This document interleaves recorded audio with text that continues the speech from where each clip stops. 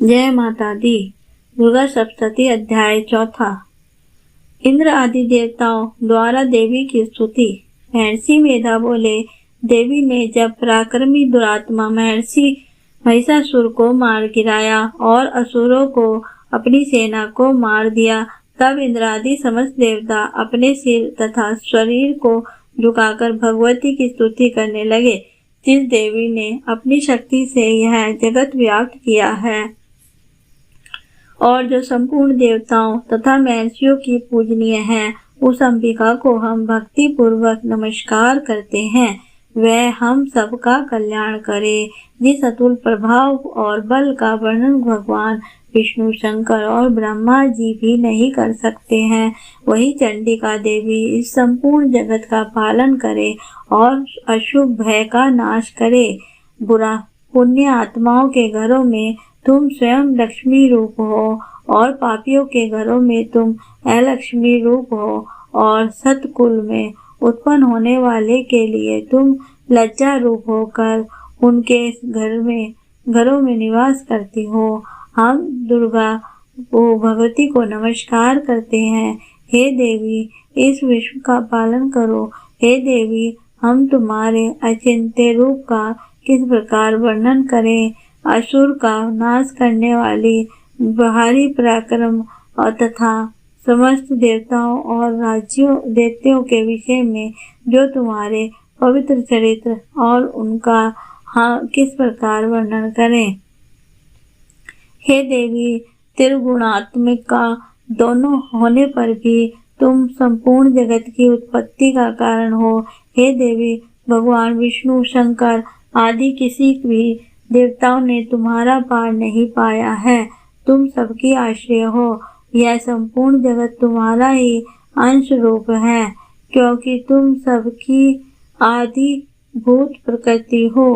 हे देवी, तुम्हारे जिस प्रकार नाम के उच्चारण से संपूर्ण आज्ञों से वह अब देवता तृप्ति लाभ करते हैं, अब वह स्वाहा तुम ही हो। इसके अर्थ तुम पितरों की तृप्ति का कारण हो, इसलिए अब तो आपका स्वाहा कहते हैं। हे देवी, वह विद्या जो मोक्ष का देने वाली है,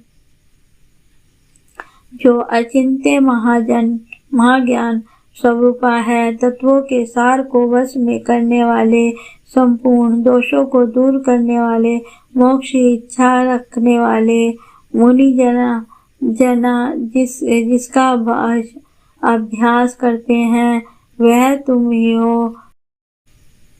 तुम वाणी रूप हो और दोष रहित ऋग तथा यजुर्वेद की एवं उद्गीत और सुंदर पदों के पाठ वाले सामवेद की आश्रय रूप हो।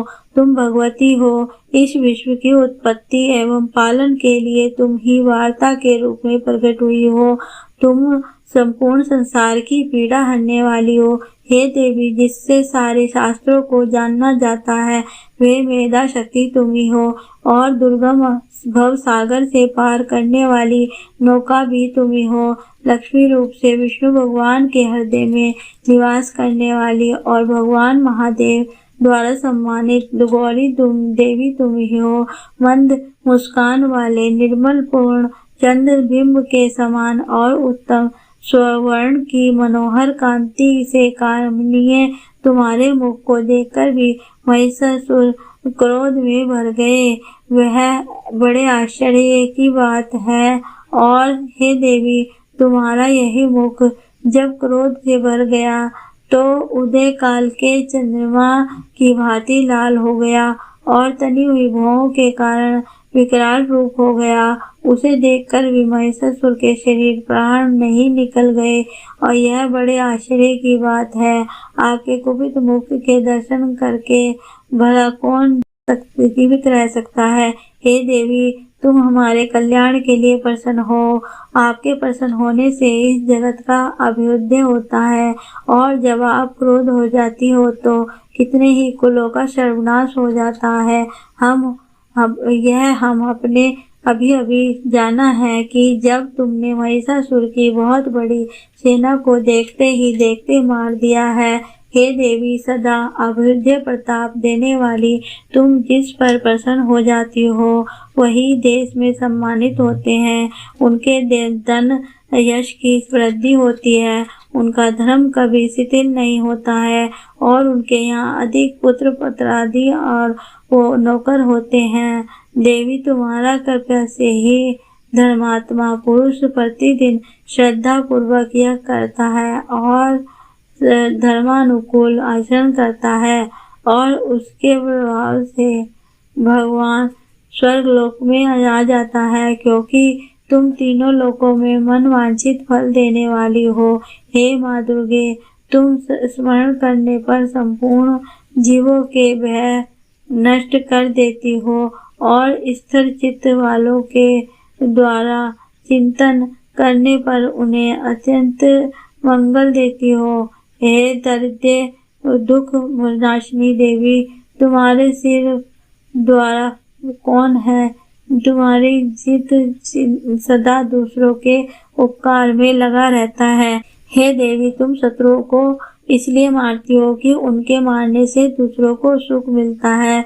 वह चाहे नरक में जाने के लिए चिरकाल तक पाप करते रहे हो, किंतु तुम्हारे साथ युद्ध करके सीधे स्वर्ग को जाए, इसलिए तुम उनका वध करती हो। हे देवी, क्या तुम दृष्टिपात मात्र से समस्त शत्रुओं को भस्म नहीं कर सकती हो? अवश्य ही कर सकती हो, किंतु तुम्हारा शत्रुओं को शस्त्रों के द्वारा मारना इसलिए है कि शस्त्रों के द्वारा भयंकर वे स्वर्गों को जाए।